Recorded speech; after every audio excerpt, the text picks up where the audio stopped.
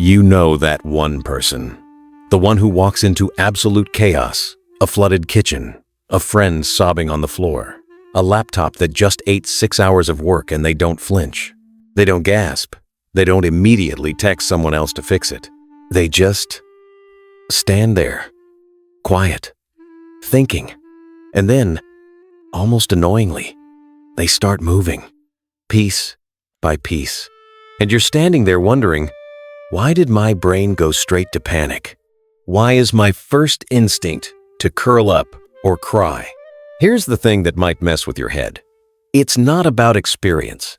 It's not about being smarter or tougher. And once you see what it actually is, you're going to start spotting it everywhere, in coworkers, in parents, in that one friend who always seems strangely calm. So, let's rewind. Psychologist Albert Bandura figured this out in the late 1970s. He called it self-efficacy. Strip away the textbook language, and it's just this: your belief that you can handle what's right in front of you. Not general confidence, not optimism, something sharper. It's the feeling of, I've dealt with stuff before, and this thing is doable. Bandura found that this single belief changes everything. How long you try before giving up, how much effort you pour in when it gets hard, whether you see a broken situation as a stop sign or a simple turn here. But here's where it gets personal. Where does that belief actually come from? Think about the first time a kid tries to fix something, really tries. Not yells for an adult, not cries, just messes with it.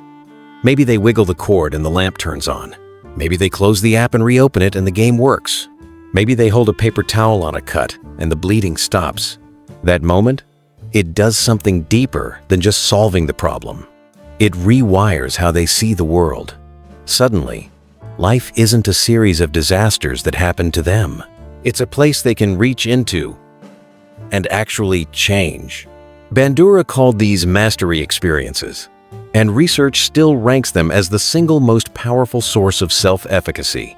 Not someone telling you you're capable, not watching a tutorial, doing it yourself. That feeling sticks to your bones. Every time after that, when something breaks, their nervous system doesn't scream code red. It whispers, "Oh, a puzzle. I've solved puzzles before." Julian Rotter spent years studying something called locus of control. It's a fancy way of asking, do you believe your actions shape your outcomes? Or do things just happen to you? People on the internal side, the ones who believe their effort matters, don't just fix more leaky faucets. They're less likely to sink into depression. They handle stress without burning their life down. They persist. This has been found across cultures, ages, and even different personality types. But here's the part that levels me. Most of these people were not born that way. It started from small, specific moments, usually in childhood. Either someone handed them agency, a parent who said, "I won't give you the answer, but I'll help you find it," or no one was there to help at all. So they learned to help themselves. Two very different roads, same destination.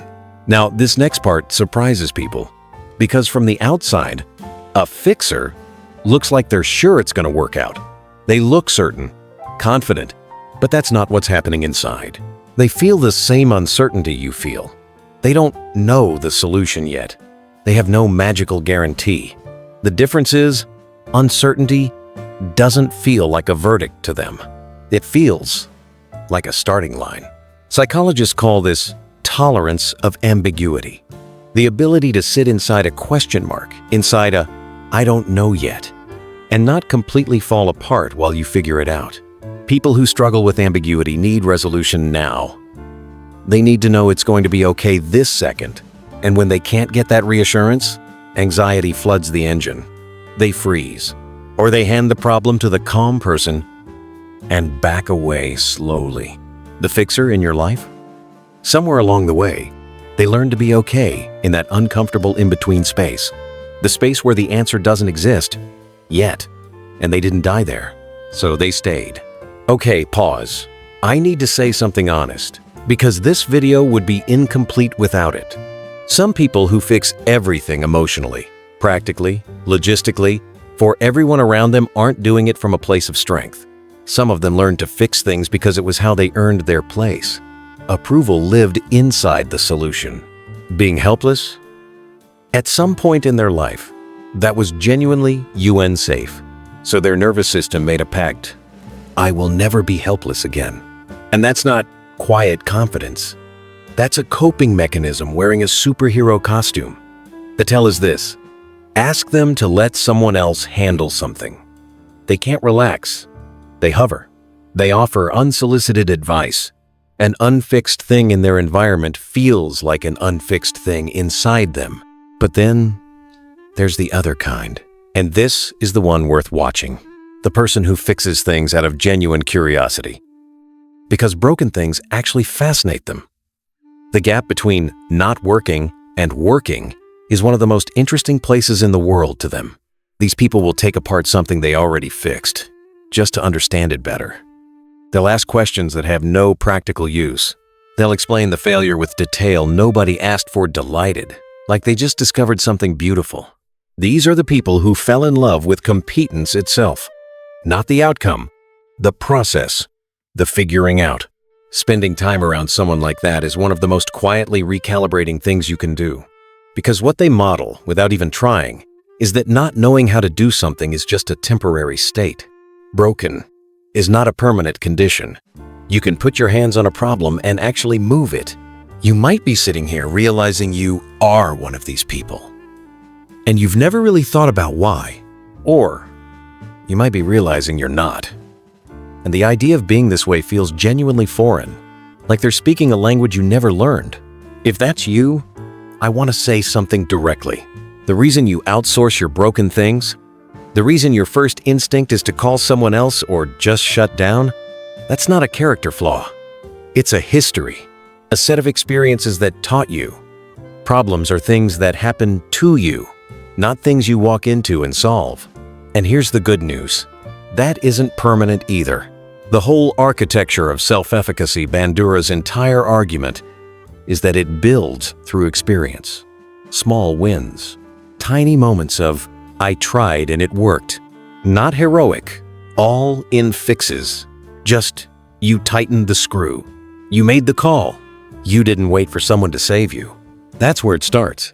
But understanding why you're wired this way is only half of it. The harder part is actually doing something with that understanding.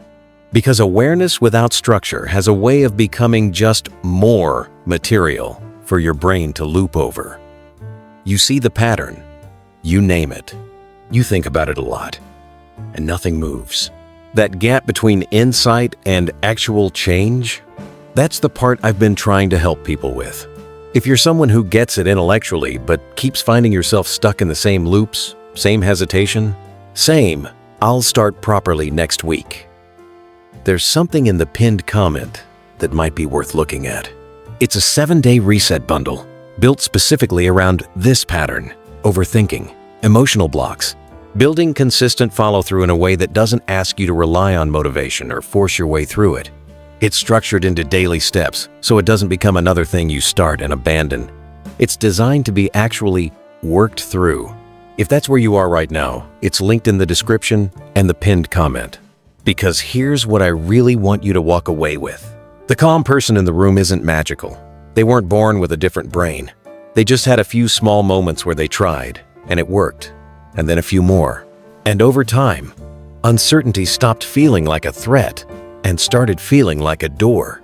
You can have that too, not by becoming a different person, but by letting yourself start with something so small it almost feels stupid, and then letting that one moment do what it was always meant to do. Rewire something, just a little.